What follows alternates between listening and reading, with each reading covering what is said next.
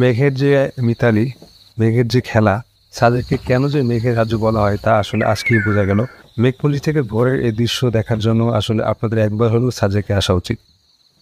Hello viewers, আমি এখন আছি সাজেকের সবচেয়ে পপুলার রিসোর্ট মেঘপুঞ্জি রিসোর্টে, যেটা পাওয়াটা খুবই ডিফিকাল্ট একটা ব্যাপার। সো মেঘপুঞ্জি রিসোর্টটা দেখতে কেমন শেষে আপনাদের দেখাবো। আমি উঠেছি তারাশা নামক রিসোর্টে। আসুন দেখি রিসোর্টটা কেমন। আসুন।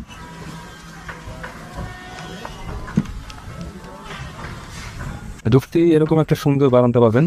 এই পথ দিয়ে তারাশা কটেজের বারান্দায় যাওয়া যায়। তো আমরা রুমের ভিতরে ঢুকি। রুমের ডেকোরেশনটা অনেক সুন্দর, পরিপাটি, দেখতেই পাচ্ছেন। সব কিছুই অনেক ইকো ফ্রেন্ডলি। রুমে একটা কাপল বেড, পানির বোতল, স্ট্যান্ড ফ্যানের ব্যবস্থা আছে। রুমের ভেতরটা কিন্তু বেশ পরিপাটি এবং সুন্দর। রুমের টয়লেটটা কিন্তু বেশ বড়, নিট অ্যান্ড ক্লিন। টয়লেটে কিন্তু গিজারের ব্যবস্থাও আছে। মেঘপুঞ্জি রিসোর্টে 24 ঘন্টায় পানি ও বিদ্যুতের সুবিধা পাওয়া যায়। সবগুলো কটেজের মধ্যে তারাশা কটেজের বারান্দাটা বেশ প্রশস্ত এবং রাউন্ড শেপের। তারাশা কটেজ বাদে বাকি সব কটেজগুলো বারান্দা লাভ শেপের। তারাশা কটেজটি বাকি সব কটেজগুলো থেকে একটু প্রশস্ত হওয়ায় এই রুমের ভাড়াও কিন্তু একটু বেশি। মেঘপুঞ্জি রিসোর্টে বর্তমানে 6টি কটেজ রয়েছে। কটেজগুলো হলো তারাশা, পূর্বাশা, রোদেলা, মেঘলা, চন্দ্রিমা আর নীলিমা।